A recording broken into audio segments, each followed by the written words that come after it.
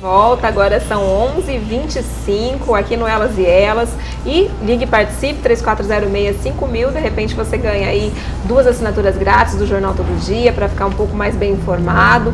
Preencha o cupomzinho lá que pergunta qual o jornal de maior conteúdo da região metropolitana de Campinas e de repente aí no dia 15 já leva para casa o primeiro Uno que vai ser sorteado aí da promoção de 15 anos do Jornal Todo Dia. É isso aí.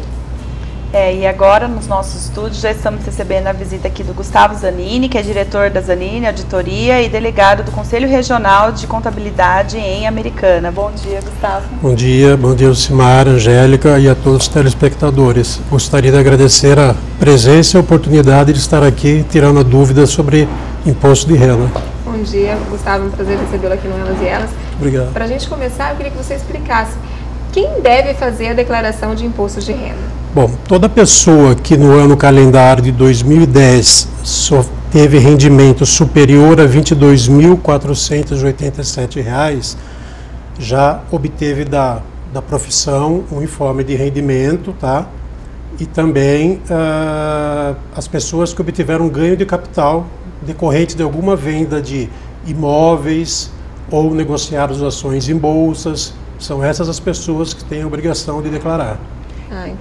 Qual é o prazo para essa pessoa apresentar essa declaração de imposto de renda? A declaração deu início de 1º de março de 2011 e vai até o dia 29 de abril, até as 23h59.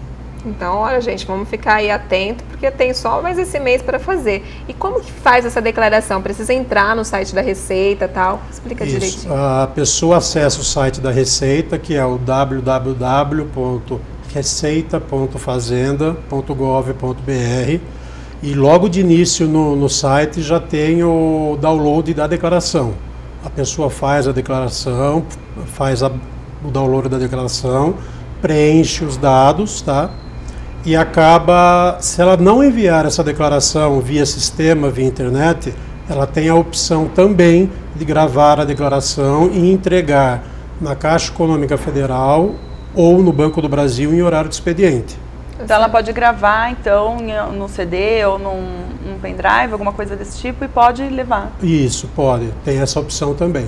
Gustavo, e em relação a essa declaração, ela precisa ser feita por um contador ou qualquer pessoa pode fazer ela mesma a própria declaração? É aconselhado, porque o contador é a pessoa expert no assunto, vamos dizer assim, que entende da legislação e pode até estar melhorando a condição da pessoa. A pessoa, às vezes, por ser feito por um leigo ou não, pode acabar cometendo alguma falha que faça com que ele caia em malha fina, alguma situação dessa. E em relação à malha fina, um assunto interessante que você tocou, quais são os erros mais comuns que as pessoas cometem e acabam caindo na malha fina? Cometem ou omitem, né? Um conselho que a gente dá é não omitir informação. Por exemplo, se ele faz a aquisição de um imóvel, ele acaba comprando numa imobiliária.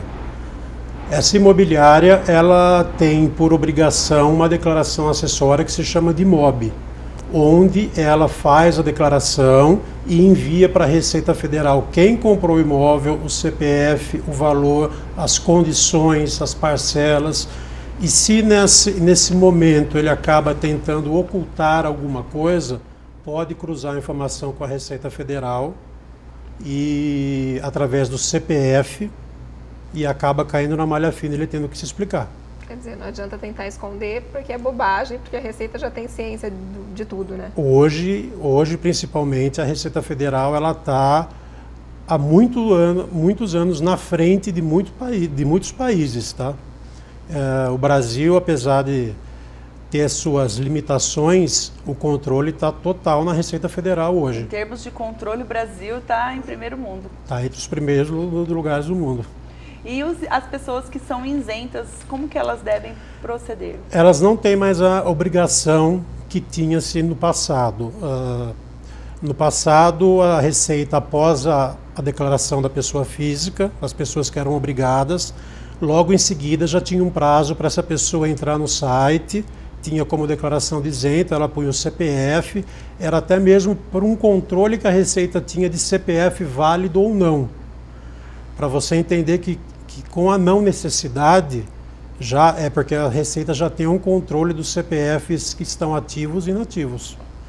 Mas a pessoa que, por exemplo, uma dona de casa, que não tenha atingido o valor, que queira lançar junto com o marido como dependente, ela pode fazer isso, só que não pode esquecer de ofertar a receita dela também na declaração. Por falar em dependente, quem são as pessoas que podem entrar como dependente? Em que situação isso pode ser feito? Filhos. Tem idade? Até 21 anos. Até 21 anos. Tá?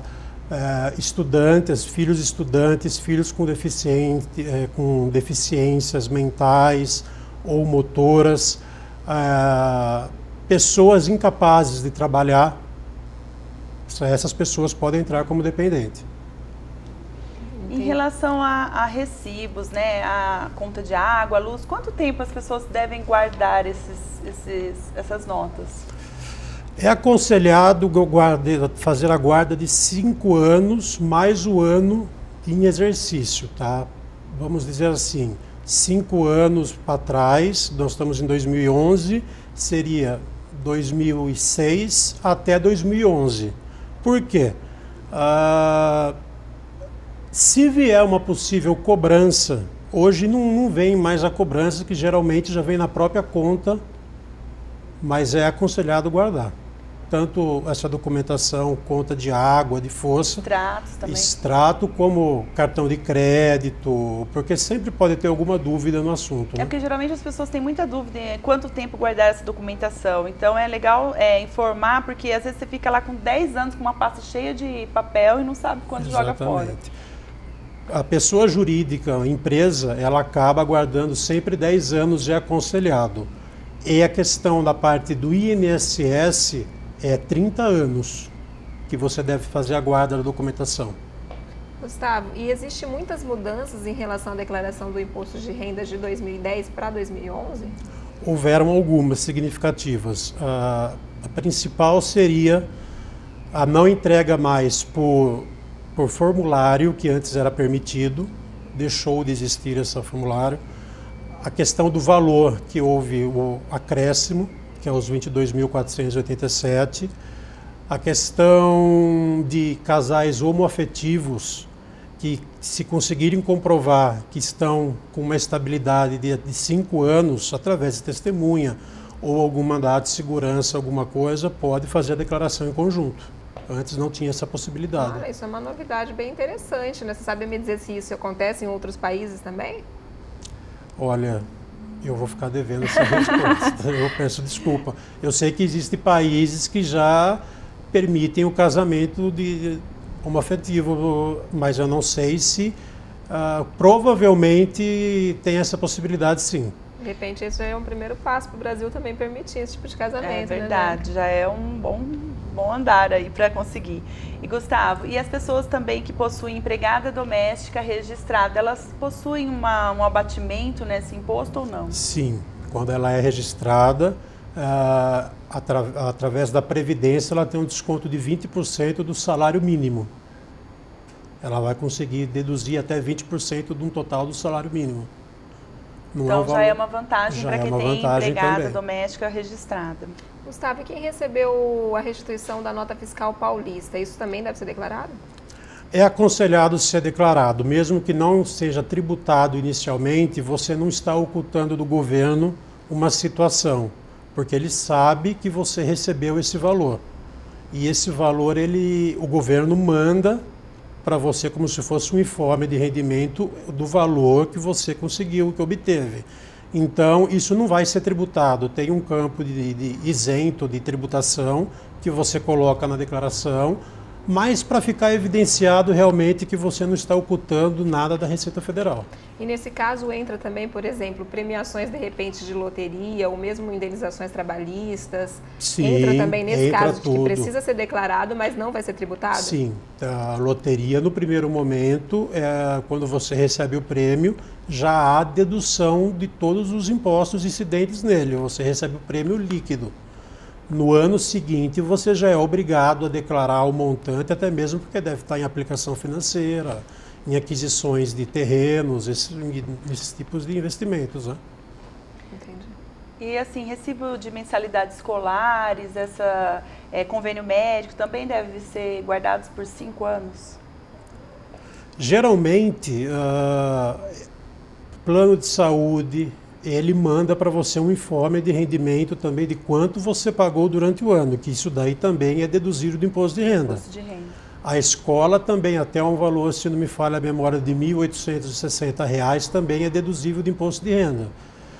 Mas eu acredito que a própria rematrícula já acaba anulando aquele débito no passado, né? Porque você não consegue matricular ninguém sem estar em dia na escola. Então esses documentos não precisam ser guardados? Não precisam, não tem essa necessidade. Gustavo, e quem caiu na malha fina? Caiu, não teve jeito, daí vem lá aquela declaração que você precisa comparecer à Receita Federal. O que deve fazer? Deve ter toda a documentação que foi elaborado, anexado a essa declaração. Se foi um erro espontâneo de uma pessoa que o fez sem má fé, tem como fazer retificação. Se houve má fé nesse preenchimento, ela vai ter que pagar a conta com a Receita. E mesmo quando você ainda não sabe que você caiu na malha fina, mas o seu dinheiro não veio nos lotes de restituição, como fazer para saber o que aconteceu? Tem algum lugar que você consiga? No próprio site tem, e existe uma ordem cronológica de recebimento. Primeiro são os idosos que recebem o primeiro lote de restituição. Tá? Você consegue, pondo o seu CPF, o número da sua declaração, que gera um número, o recibo, saber se ela está sendo processada, se já houve o processo e quando está para ser liberado o próximo lote. Entendi. E idosos, ele tem alguma idade que não precise mais declarar ou sempre precisa, depende mesmo do rendimento? Não, a partir dos 67 anos já não precisa mais declarar. Independente do seu rendimento, Independente do seu rendimento. Bom, gente, o Gustavo Zanini vai continuar aqui tirando as dúvidas sobre impostos de renda. Vamos fazer o intervalo e já voltamos. E quem quiser participar, tiver alguma dúvida, é só ligar no 3406-5000, mandar a pergunta aqui pra gente que o Gustavo responde. A gente já volta, continue aí.